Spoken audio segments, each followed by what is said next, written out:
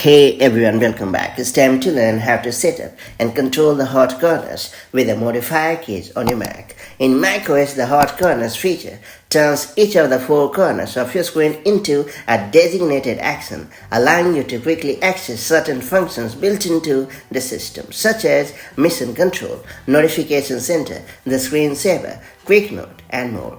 If you're fond of this pretty handy feature, chances are you'd be super glad to know that it is possible to set up and use the hot corners with the modifier keys for a more personalized experience. That said, let's get started. So first up, you have to launch the System Settings app on your Mac. And then you have to click on the desktop and the dock option in the left sidebar.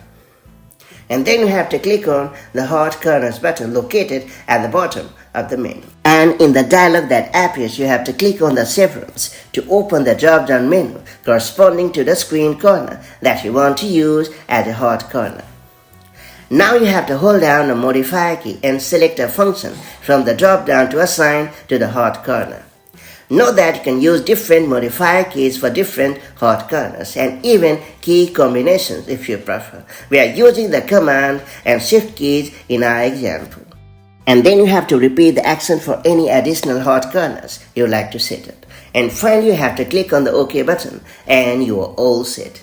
The next time you come to use a hot corner on your Mac, just hold down the modifier key as you move the mouse cursor toward it. Otherwise, the action you assign to that corner won't work by design, and that's pretty much it. So that's how you can easily set up and control the hot corners with the modifier keys on your Mac. Now that you have unlocked this super handy feature, make the most of it as and when the need arrives. Now I'll catch you up in the next one with more such handy macOS tips and tricks. Take care. Bye-bye.